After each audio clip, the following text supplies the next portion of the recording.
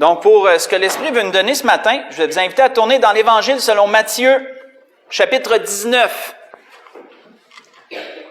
Évangile selon Matthieu, au chapitre 19, on va lire à partir du verset 16 au verset 26.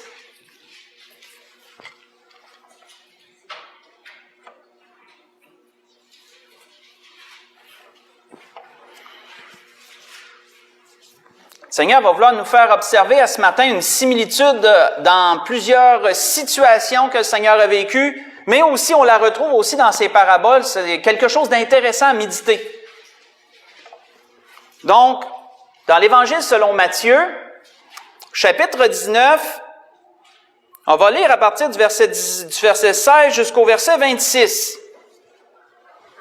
Il nous est dit, « Et voici, un homme s'approcha et dit à Jésus, « Maître, que dois-je faire de bon pour avoir la vie éternelle? » Il lui répondit, « Pourquoi m'interroges-tu sur ce qui est bon? Un seul est le bon. Si tu veux entrer dans la vie, observe les commandements. » « Lesquels? » lui dit-il. Jésus répondit, « Tu ne tueras point, tu ne commettras point d'adultère, tu ne déroberas point, tu ne diras point de faux témoignages, honore ton père et ta mère, et tu aimeras ton prochain comme toi-même. » Parenthèse que je vais ouvrir et refermer, notez que ce que le Seigneur lui a donné, c'est une portion des 10 commandements de la loi. C'est la portion qui s'applique à notre prochain. Si vous avez remarqué, le Seigneur n'a rien mentionné, parce que vous savez, dans les 10 commandements, les 4 premiers commandements s'appliquent à Dieu et les 6 derniers s'appliquent au prochain. Et si vous avez vu le Seigneur, ce qu'il lui a mentionné, c'était tous des commandements qui s'appliquaient au prochain, qui s'appliquaient à son semblable, aux êtres humains, à son semblable. Donc, je referme la parenthèse. On continue. Le jeune homme lui dit, « J'ai observé toutes ces choses. Que me manque-t-il encore? » Et Jésus lui dit, « Si tu veux être parfait, vends ce que tu possèdes. Va, vends ce que tu possèdes, donne-le aux pauvres. Et tu auras un trésor dans le ciel. Puis viens, suis-moi. » Autrement dit, là, ce que le Seigneur venait de lui dire englobait les 4 premiers commandements. Ça englobait de passer Dieu en premier. Parce que, souvenez-vous, les commandements ont été réunis en 2. Quels sont les 2 plus grands commandements? Tu aimeras premièrement ton Dieu, de tout ton cœur, de toute ton âme, de toute ta pensée, de toute ta force. Et le commandement qui lui est semblable, tu aimeras ton prochain comme toi-même, comme disait le Seigneur. Donc, autrement dit, ce que le Seigneur voulait lui donner comme réponse, c'était, regarde, tu as obéi au commandement ce qui a trait au prochain, mais tu dois premièrement obéir au commandement ce qui a trait à Dieu. Et comment pourrais-tu, dans ta circonstance personnelle à toi, comment pourrais-tu lui obéir? Va, vends ce que tu possèdes. Donne-le aux pauvres, fais-toi un trésor, et puis viens, suis-moi. Si on continue, après avoir entendu ces paroles, verset 22, le jeune homme s'en alla tout triste, car il avait de grands biens. Autrement dit, ses biens prenaient la place de Dieu dans sa vie. Il était capable d'obéir à Dieu en ce qui attrayait à son prochain, mais était incapable d'obéir à Dieu en ce qui attrayait à Dieu, justement parce que ses biens prenaient la place de Dieu dans sa vie. Donc, c'est pourquoi que le Seigneur lui avait donné spécifiquement à lui ce conseil-là, on pourrait dire. Donc, Jésus dit à ses disciples au verset 23, « Je vous le dis en vérité, un riche entrera difficilement dans le royaume des cieux.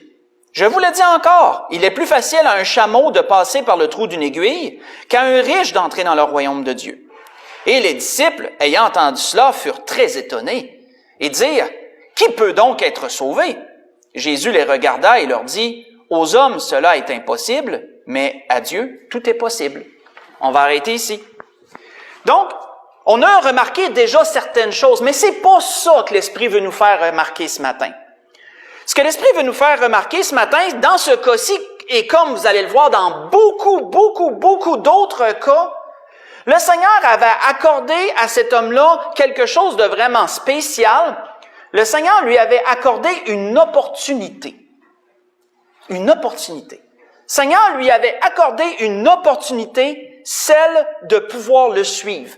Le Seigneur l'avait personnellement invité. Et quand on regarde, oui, le Seigneur a souvent lancé des invitations générales en voulant dire que celui qui veut venir après moi, mettons, mais sans pointer quelqu'un spécifiquement. C'est pas arrivé souvent dans les évangiles que le Seigneur a vraiment pointé une personne puis il a dit, toi, je t'invite à me suivre. Mais cet homme-là avait une opportunité. C'est quoi une opportunité? Selon le dictionnaire, une opportunité, c'est une circonstance ou une occasion qui est favorable à quelque chose. Donc, autrement dit, tout est en place pour que vous puissiez avoir ou faire une chose en question. Les conditions sont toutes favorables pour vous, pour une chose en question. Donc, quand que ça est réuni, vous avez une opportunité. Ce qu'on pourrait appeler en d'autres mots, vous avez une bonne occasion, ou vous avez une chance de. C'est tous des synonymes. Donc, cet homme-là, il avait une opportunité de suivre Jésus, puisque Jésus l'avait spécifiquement invité personnellement à dire, fais ça, puis viens, puis suis-moi. Une opportunité, frères et sœurs. Comme nous allons le voir, c'est incroyable le nombre de fois où Dieu va permettre que des opportunités arrivent dans la vie des gens. Plusieurs fois.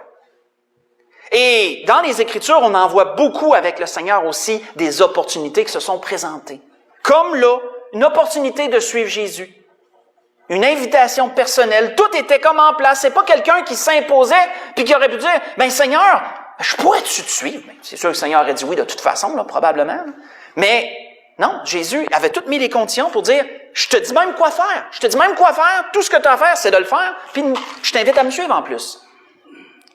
Puis on voit que ce jeune homme a été incapable de saisir l'opportunité qui lui était présentée. Parce que ses biens prenaient trop de place dans sa vie. Ça remplaçait les 4 premiers commandements. Et donc, il n'a pas été en mesure de lui obéir. Il s'en est plutôt allé tout triste à cause que ses biens prenaient trop de place pour pouvoir obéir au Seigneur.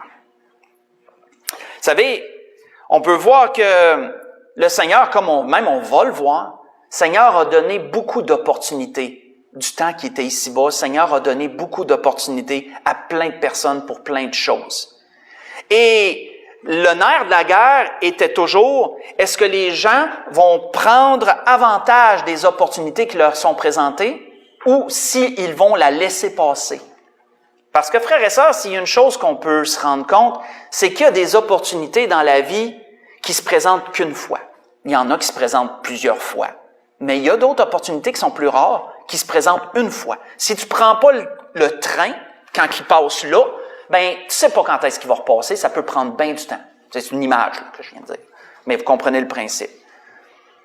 Et donc, le Seigneur avait donné une opportunité à cette personne, à ce jeune homme. Et la Bible nous dit que le Seigneur l'aimait bien. Hein? Il est dit dans un autre endroit que le Seigneur, l'ayant regardé, l'a aimé. Ça ne veut pas dire que le Seigneur l'a aimé plus qu'un autre, mais en tout cas, moi, comment je vois ça, c'est que probablement que le Seigneur le trouvait sincère. Tu sais, probablement, c'était pas quelqu'un qui voulait prendre le Seigneur en défaut en y posant une question piège. Non, c'est quelqu'un de sympathique, quelqu'un qui avait de l'air sincère. Et la Bible nous dit, le Seigneur l'a regardé puis il l'a aimé. Le Seigneur l'a trouvé sympathique, il l'a trouvé vrai dans sa demande. Et le Seigneur lui a donné une vraie réponse. Et sauf que la personne, elle n'a pas saisi l'opportunité présentée par le Seigneur. Et le cas de ce jeune homme s'apparente bien à une parabole que le Seigneur avait donnée à un autre endroit. Faites juste écouter, c'est une parabole, mais ça s'applique bien, on pourrait dire, dans le cas de ce jeune homme. C'est semblable, du moins. Hein, quand le Seigneur avait dit, les terres d'un homme riche avaient beaucoup rapporté, et il raisonna en lui-même, que ferai-je? Car je n'ai pas de place pour rentrer ma récolte. Voici, dit-il, ce que je ferai. J'abattrai mes greniers, j'en bâtirai de plus grands, j'amasserai toute ma récolte et tous mes biens, et je dirai à mon âme, tu as beaucoup de biens en réserve pour plusieurs années. Repose-toi, mange, bois et réjouis-toi. Mais Dieu dit, insensé, cette nuit même ton âme te sera redemandée, ce que tu as préparé, pour qui sera-ce? Ce que je viens de vous citer, c'est une parabole que le Seigneur a mentionnée dans l'Évangile selon Luc, au chapitre 12. J'ai lu du verset 16 jusqu'au verset 20. La parabole du riche insensé. Mais on pourrait dire qu'elle s'apparente un peu à ce jeune homme, cette parabole, parce que l'homme dans la parabole, le riche insensé, il avait déjà des biens, a pu savoir quoi en faire. Il était déjà capable de vivre de façon très bien pour le restant de ses jours avec ce qu'il avait. Donc, qu'est-ce qui est arrivé lorsqu'il y a eu une récolte qui débordait de ses capacités actuelles? Il y avait, frères et sœurs, une opportunité. Il y avait une opportunité de faire du bien autour de lui, puis de donner le surplus, sachant pertinemment que tout ce qu'il y avait, il était déjà capable de vivre convenablement pour le restant de ses jours. Mais ce riche insensé a-t-il saisi l'opportunité qu'il avait? Non. Il a décidé de tout raser, puis d'en rebâtir plus gros, puis vraiment encore de stocker encore plus.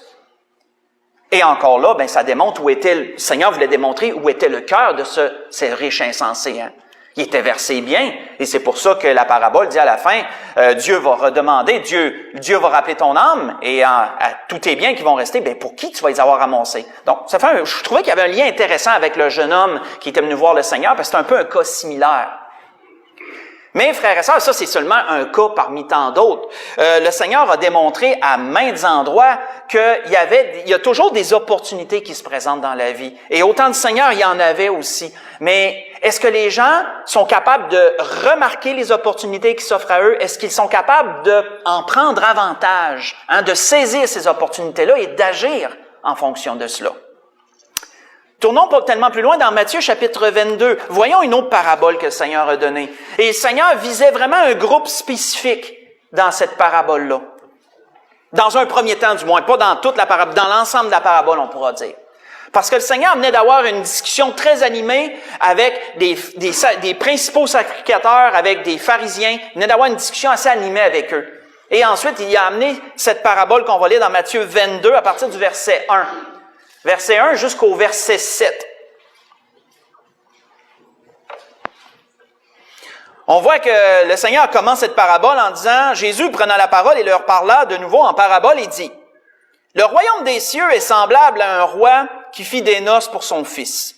Il envoya ses serviteurs appeler ceux qui étaient invités aux noces, mais ils ne voulurent pas venir.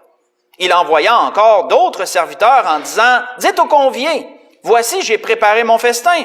Mes bœufs et mes bêtes grasses sont tués, tout est prêt, venez aux noces. » Mais sans s'inquiéter de son invitation, ils s'en allèrent, celui-ci à son champ, celui-là à son trafic, et les autres se saisirent des serviteurs, les outragèrent et les tuèrent. Et le roi fut irrité, il envoya ses troupes, fit périr ses meurtriers et brûla leur ville. On va arrêter ici pour le moment. On va continuer plus tard, on va arrêter ici pour le moment. Qu'est-ce que cette parabole, juste dans ce qu'on vient de lire, frères et sœurs, qu'est-ce que cette parabole nous démontre? Cette parabole nous démontre que un homme avait donné une opportunité à plusieurs personnes de participer à un banquet royal, de participer aux noces de son fils avec tout comment je pourrais dire, l'apparat royal que cela pouvait avoir, la nourriture ici et ça. Et que les gens qui avaient reçu cette invitation, qui avaient cette grande opportunité, ne s'en sont pas inquiétés. Ils ont plutôt décidé de s'en aller l'un à son champ, l'autre à son trafic. Et dans d'autres paraboles, vous savez un peu plus en détail ce qu'il veut dire par là. On sait que c'est une image que le Seigneur amenait à travers cette parabole pour démontrer que les conviés étaient le peuple juif. C'était ses conviés, c'était son peuple. Dieu les invitait à nouer avec leur roi, avec son propre fils. Et surtout les principaux, surtout les pharisiens, mais malheureusement une grande partie du peuple juif aussi, ont rejeté cette invitation royale. Et ils n'ont pas saisi l'opportunité qui leur était présentée. Ils l'ont plutôt rejetée. On peut voir que précédemment, parabole des vignerons, on la lira pas, mais précédemment, à partir du verset 33 jusqu'au verset 41, il y a la parabole des vignerons. Et dans cette parabole, vous retrouvez encore ça. Que dans cette parabole, il y a un maître qui avait confié sa vigne à des serviteurs pour qu'ils puissent la faire produire, mais à un moment donné, il a voulu avoir le contrôle de sa vigne, il a voulu avoir le produit de sa vigne, et là, ceux à qui il avait confié la vigne, ils n'ont pas voulu. Ils ont outragé, ils ont battu, ils ont tué les serviteurs, de sorte que le maître a dit, je vais envoyer mon fils, ils vont sûrement avoir du respect. Ben non, ceux qui s'occupaient de la vigne, ils ont plutôt dit, voici le fils, on va le tuer, puis on prend le contrôle complet de l'héritage. On prend le contrôle complet de la business en bon québécois, de la vigne. Encore là, frères et sœurs, la parabole du vigneron démontre toujours ce même fait. Le maître, dans cette parabole-là, donnait l'opportunité aux serviteurs, à ceux à qui il avait été confié la vigne, de donner le fruit, de rendre gloire au maître et de donner le fruit de leur labeur, de lui rendre ce qui lui était dû, en d'autres mots. Et ces serviteurs-là ont plutôt fait quoi? Ils ont plutôt outragé leur maître en rejetant et en tuant, et même aller jusqu'au Fils. On connaît l'image que le Seigneur voulait apporter derrière ça, hein? Que les Juifs, surtout les grands, surtout les principaux, avaient tué les prophètes, comme le Seigneur leur disait à un autre endroit, « Vous êtes ceux qui ont mis à mort les prophètes. Leur sang est sur vos mains au fil du temps. » Et après qu'ils ont bafoué, humilié, rejeté, tué des prophètes, ben Seigneur, Dieu s'est dit, je vais envoyer mon Fils, et ils vont avoir de l'égard. Ben non, ils prévoient aussi, ils veulent aussi tuer le Fils, parce qu'ils veulent garder le contrôle. Mais voyons-nous, frères et sœurs, encore, et si vous faites cette analyse dans ce que vous lisez, surtout si on se tient juste au Nouveau Testament, si on se tient juste aux 4 évangiles, vous allez voir à quel point tout est une question d'opportunité, frères et sœurs. Il y a toujours des opportunités qui se présentent pour toutes sortes de choses. Et on la retrouve même dans les paraboles. On pourrait donner des liens, puis des exemples à n'en plus finir de ça. J'aurais pas besoin de creuser loin, disons. On peut voir que le Seigneur en avait parlé de cette opportunité qu'il avait donnée aux siens de le recevoir et qu'ils l'ont rejeté, cette opportunité-là. Le Seigneur en avait parlé. Faites juste écouter. Quand le Seigneur avait dit ceci à un autre endroit, il dit, comme il approchait de la ville, Jésus, en la voyant, en parlant de Jérusalem, pleura sur elle et dit, « Si toi aussi, au moins en ce jour qui t'est donné, tu connaissais les choses qui appartiennent à ta paix, mais maintenant elles sont cachées à tes yeux, il viendra sur toi des jours où tes ennemis t'environneront de tranchées, t'enfermeront, te serreront de toutes parts et te détruiront, toi et tes enfants au milieu de toi. Ils ne laisseront pas en toi pierre sur pierre, parce que tu n'as pas connu le temps où tu as été visité. » Voyez ça dans Luc chapitre 19, j'ai lu du verset 41 au verset 44. Qu'est-ce que le Seigneur disait? Tu n'as pas connu l'opportunité qui t'était présentée, tu ne l'as pas reconnue, tu l'as rejetée. Et donc, à cause de cela, voici ce qui va arriver. Quand on lit la parabole ou on a arrêté, si on continue à partir du verset 8, il nous a dit quoi? Il nous a dit par la suite, alors il dit à ses serviteurs, les noces sont prêtes, mais les conviés n'en étaient pas dignes. Allez donc dans les carrefours et appelez aux noces tous ceux que vous trouverez. Ses serviteurs allèrent dans les chemins, rassemblèrent tous ceux qu'ils trouvèrent, méchants et bons, et la salle des noces fut pleine de convives. Le roi entra pour voir ceux qui étaient à table, et il aperçut là un homme qui n'avait pas revêtu un habit de noces. Probablement que si on suit la logique de la parabole, tous ceux qui étaient invités avaient reçu à l'entrée un vêtement pour les identifier pour la noce en question, puis il y en a un qui a réussi à se faufiler en douce, puis qui avait pas de vêtements, puis que là, lorsque le maître a inspecté ses convives, il y en a vu un qui déteignait sur les autres, puis il a dit, lui, il a pas de vêtements. Comment il a réussi à entrer? Et là, on suit la logique de la parabole, bien sûr. Et là, il lui dit, mon ami, comment es-tu entré ici sans avoir d'habit de noces? Cet homme eut la bouche fermée. Alors le roi dit au serviteur, liez-lui les pieds et les mains et jetez-le dans les ténèbres du dehors, où il y aura des pleurs et des grincements de dents. Car il y a beaucoup d'appelés, mais peu d'élus. Encore là, frères et sœurs, si on continue le restant de la parabole, nous voyons quoi à propos des gens qu'on a été quérir pour les amener dans la salle? Ces gens-là ont reçu une opportunité, eux autres aussi. Ils ont reçu, eux autres aussi, une opportunité. Puis ces gens-là, ils ont répondu favorablement à l'opportunité. Ils sont tous venus dans la salle des noces. Ils sont tous venus à la salle des noces parce que c'était quelque chose vraiment, c'est une occasion vraiment inespérée pour eux et ils l'ont saisi. Ils l'ont saisi. Si on voit encore autre chose, frères et sœurs, tournons dans Matthieu 25. Voyons encore autre chose sur ça. Plusieurs paraboles qu'on voit aujourd'hui.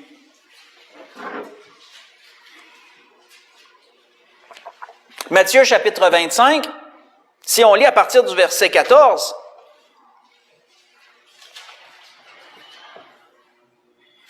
Voyons autre chose. On va lire à partir de Matthieu chapitre 25, à partir du verset 14, et on va lire jusqu'au verset 25 pour débuter.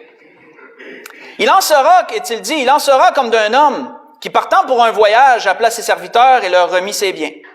Il donna 5 talents à l'un, 2 à l'autre, et 1 au troisième, à chacun selon sa capacité. Ça, c'est important. Si on rentre dans la logique de la parabole, là, qu'autrement dit, le maître a évalué les capacités de chacun. Il a évalué leur aptitude et tout, puis il n'a pas donné à quelqu'un quelque chose qu'il n'aurait pas été capable de porter. Donc, selon ce que chacun était capable de gérer, il lui a donné en fonction. Un était plus capable, il lui en a donné plus. Un était moins capable, mais il avait quand même, selon le maître, des aptitudes pour gérer quelque chose, donc il lui en a donné 2, et l'autre 1. Mais chacun a reçu selon sa capacité. Autrement dit, ça voulait dire que personne n'a reçu quelque chose qu'il n'aurait pas été capable de gérer, en d'autres mots. Chacun était capable de faire quelque chose avec ce qu'il avait. Donc, et il partit. Aussitôt, celui qui avait reçu les 5 talents s'en alla, les fit valoir et en gagna 5 autres talents. De même que celui qui avait reçu les 2 talents en gagna 2 autres. Celui qui n'avait reçu qu'un, alla faire un creux dans la terre et cacha l'argent de son maître. Longtemps après, le maître de ses serviteurs revint et leur fit rendre compte. Celui qui avait reçu les 5 talents s'approcha en apportant 5 autres talents et dit, « Seigneur, tu m'as remis 5 talents, voici, j'en ai gagné 5 autres. » Son maître lui dit, « C'est bien, bon et fidèle serviteur. Tu as été fidèle en peu de choses, je te confierai beaucoup. Entre dans la joie de ton maître. » Celui qui avait reçu les 2 talents s'approcha aussi et il dit, « Seigneur, tu m'as remis 2 talents, voici j'en ai gagné 2 autres. » Son maître lui dit, « C'est bien, bon et fidèle serviteur. Tu as été fidèle en peu de choses, je te confierai beaucoup. Entre dans la joie de ton maître. » Et celui qui n'avait reçu qu'un talent s'approcha ensuite et dit, « Seigneur, je savais que tu es un homme dur, qui moissonne où tu n'as pas semé, qui amasse où tu n'as pas vanné. J'ai eu peur. Et je suis allé cacher ton talent dans la terre. Voici, prends ce qui est à toi. » On va arrêter ici. Donc, frères et sœurs, qu'est-ce que cette parabole nous démontre? Cette parabole nous démontre toujours ce que l'Esprit veut nous faire remarquer ce matin. Nous voyons que chacun de ses serviteurs avait reçu une opportunité. Ça s'appelle comme ça. Ils avaient tous reçu une opportunité de servir leur maître. Et en plus, le maître ne leur avait pas demandé, ne leur avait pas obligé d'avoir ne leur avait pas donné une cible de rendement quelconque en voulant dire, j'attends de vous minimum tant de talents lorsque je vais revenir. Non, le maître a simplement donné à chacun selon ce qu'il savait qu'ils étaient capables de porter, et ensuite il les a lâchés douces. Excusez la façon de parler, mais il les a laissés aller. Il pouvait l'investir de la façon qu'il le voulait. Il leur a pas donné de marche à suivre, de dire, faites absolument ça. Non, allez, mais je m'attends à un résultat. C'est tout. Je m'attends à une fructification en bout de ligne. Tout simplement. Ils ont tous reçu, frères et sœurs, la même opportunité. Même s'ils n'avaient pas les mêmes capacités, l'opportunité était là pour chacun de part égale. Une chance de servir leur maître. Et on peut voir que 2 des 3 ont saisi l'opportunité qui leur était présentée. Ils ont usé d'imagination et ils ont fait fructifier et ont réussi à faire le double, autant l'un que l'autre, dans leurs capacités respectives. Qu'est-ce qu'on voit par la suite si on continue au verset 26? Son maître lui répondit à cet homme-là, serviteur méchant et paresseux. Tu savais que je moissonne où je n'ai pas semé et que j'amasse où je n'ai pas vanné. Il te fallait donc remettre mon argent au banquier et à mon retour, j'aurais retiré ce qui est à moi avec un intérêt. Autrement dit, le maître dit quoi à ce serviteur? Il dit, si tu te sentais pas capable de prendre des risques, parce que le serviteur, il a dit, j'ai eu peur de toi. J'ai eu peur de manquer mon coup, là. Fait que j'ai préféré cacher ça puis rien faire avec ça pour qu'au moins tu récupères ce que tu m'as donné. Mais c'est pas ça que le maître voulait. Le maître a dit, si tu n'étais pas capable de prendre de risques, tu aurais juste le remettre au banquier. Ça, c'est la façon la plus sécure. Hein? Tu mets au banquier, puis eux vont le placer, puis ils vont le faire fructifier tout seul. Mais au moins, tu aurais eu ce minimum-là à faire, puis tu l'as même pas fait. C'est pour ça qu'il l'a appelé paresseux, méchant et paresseux. On voit qu'il est dit, ôtez-lui donc le talent, donnez-le à celui qui a les 10, car on donnera à celui qui a et il sera dans l'abondance, mais à celui qui n'a pas, on ôtera même ce qu'il a. Ça, cette phrase-là, elle veut dire beaucoup de choses. Je vais laisser ça de même pour le moment, mais j'en ai déjà parlé, mais elle veut dire beaucoup de choses. Et le serviteur inutile, jetez-le dans les ténèbres du dehors, où il y aura des pleurs et des grincements dedans. Quand on regarde, frères et sœurs, juste la parabole précédente, encore là, on la lira pas parce que ça fait beaucoup, mais la parabole précédente, c'est celle des 10 vierges. Et celle des 10 vierges, c'est encore la même chose, frères et sœurs. C'est encore le même principe. Ça revient tout le temps, ça. C'est le même principe. 10 vierges qui ont été invitées à rejoindre leur Seigneur. Et ils ne savaient pas quand est-ce qu'elle allait arriver, donc il fallait qu'ils s'occupent d'être prêtes lorsqu'il allait arriver.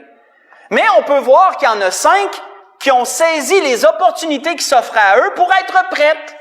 Et il y en a 5 qui se sont comme laissés aller, ils n'ont pas pris les opportunités qui s'offraient à eux, de sorte que lorsque le Seigneur est arrivé, ils n'étaient pas prêts à le recevoir. Ils ont dû, à la hâte, essayer de se préparer, mais entre-temps, ils ont manqué le coup parce que la porte s'est ouverte et seuls qui étaient prêts sont rentrés, puis les autres se sont rivés le nez dans la porte. Les autres. Et ils n'ont pas pu rentrer, en bout de ligne. Encore là, frères et sœurs, c'est encore une question d'opportunité. C'est la même chose. Et ça revient, frères et sœurs, ce que l'Esprit nous dit ce matin, ça revient très, très, très souvent dans beaucoup de choses. La vie fonctionne comme ça, frères et sœurs. Dans la vie, que ce soit physiquement, que ce soit moralement, que ce soit spirituellement, il y a toujours des opportunités qui s'offrent à nous. Et certaines sont visibles, d'autres moins. Mais, frères et sœurs, notre façon de vivre, notre qualité de vie ou un peu notre vie va se démontrer à travers de nos capacités à saisir les opportunités qui se présentent et à prendre avantage sur elles. Peu importe le sens, que ce soit physiquement, que ce soit moralement ou que ce soit spirituellement. Spirituellement, je peux vous dire que Dieu s'occupe de nous donner des opportunités. L'exemple plus simple, je ne veux pas mettre le spot sur ma sœur, mais elle nous a donné un témoignage sur le groupe cette semaine qu'elle a eu l'occasion de parler à quelqu'un du Seigneur. Ça, c'est une opportunité. Puis il y a plein d'autres choses qui peuvent être une opportunité. Ça, c'est un exemple, mais il y a plein d'autres exemples. Ça peut être de faire du bien autour de vous, ça peut être de rendre un témoignage, ça peut être de plein de façons. Il y a des opportunités, frères et sœurs, spirituellement, qui s'offrent à nous dans bien des sens. Et qu'est-ce qu'on fait avec ces opportunités-là? Parce que ces occasions-là, frères et sœurs, sont favorables. C'est ça une opportunité. C'est pas une occasion, simplement une occasion, c'est une occasion qui est favorable. Tout est là pour que ça puisse être pris en compte là. Mais après ça veut pas dire que ça va se représenter de la même façon. C'est comme parfois, vous avez sûrement eu déjà une conversation avec quelqu'un, puis là, il vous ouvre une porte, comme on dit. Puis là, mettons qu'on la prend pas. Là, après ça, la conversation dérive sur d'autres choses. Puis c'est difficile. Après ça, là, on voudrait en parler parce peut-être qu'on se dit, oh non, j'ai manqué l'occasion, l'opportunité. Et là, on voudrait ramener le sujet vers là, mais le sujet se présente plus. Puis là, après ça, la personne en part. Fait que là, on se dit, non, j'en ai manqué une bonne. Ça, c'est un exemple d'opportunité. Puis ça peut être dans plein d'autres choses, ça. Physiquement aussi, frères et sœurs, quelqu'un là qui est capable de saisir les opportunités, on appelle ça comment? On appelle ça un opportuniste. Un opportuniste, c'est quelqu'un qui est capable de saisir, il fait feu de tout bois. Il est capable de saisir toutes les petites opportunités qu'il voit, il les saisit tout le temps, c'est un opportuniste. Spirituellement, il faut être des opportunistes. Il faut être des gens qui sont capables de voir les opportunités. Vous savez, frères et sœurs, Dieu nous en donne et notre vie va être jugée devant lui un jour en fonction des opportunités qu'on aura prises ou qu'on aura laissé aller. Tout va être énuméré en compte de cela. Parce que ça revient à ça, frères et sœurs, en fin de compte. Ça revient aux opportunités qu'on a. Frères et sœurs, sachons, si on est capable physiquement de saisir les bonnes occasions qui s'offrent à nous, sachons spirituellement le faire aussi. Sachons spirituellement le faire aussi, peu importe lesquels. Peu importe lesquels. Pour conclure ce que l'Esprit voulait nous donner ce matin, si on tourne dans Tite, chapitre 2, on va juste voir 2 grandes opportunités que Dieu a données à tous les hommes.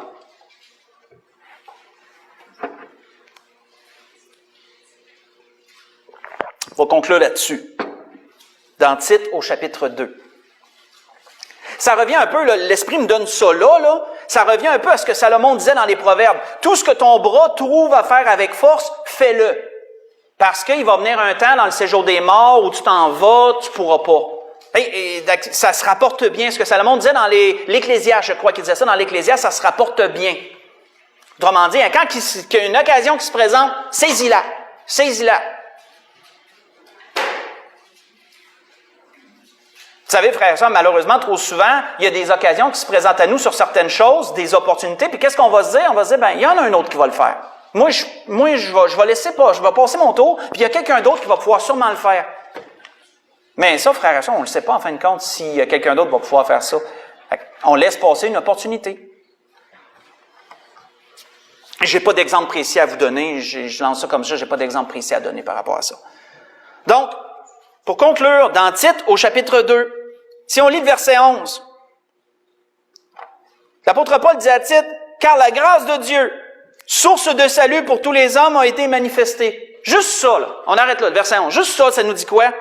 Ça nous dit que Dieu a donné la même opportunité à tous les hommes d'être sauvés. La grâce de Dieu a été manifestée pour tous. Tous ont l'opportunité de recevoir Jésus comme Sauveur et Seigneur. Personne ne peut dire, moi j'ai été exclu. Personne ne peut dire, moi je n'ai pas reçu cette opportunité-là. Tous ont reçu l'opportunité. Tous peuvent faire le pas pour le Seigneur.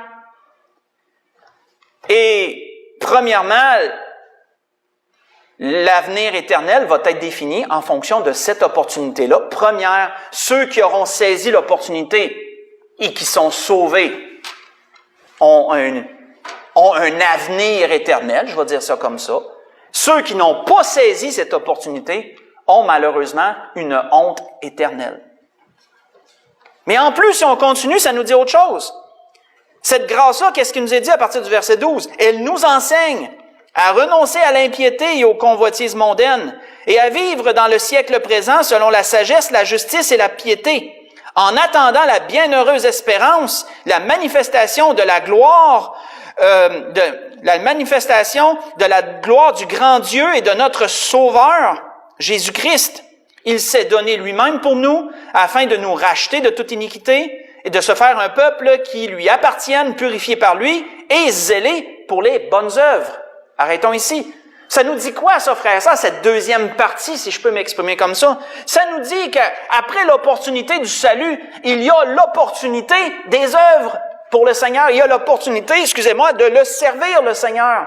Et à travers de notre service, va venir un tas d'autres opportunités pour lui. Alors, frères et sœurs, la grâce que je me souhaite à tous, la grâce que je me souhaite à moi, qui est la même que la vôtre, c'est que nous soyons des opportunistes spirituels. Soyons des opportunistes spirituels. Autant, frères et sœurs, que nous soyons, autant qu'on est capable physiquement.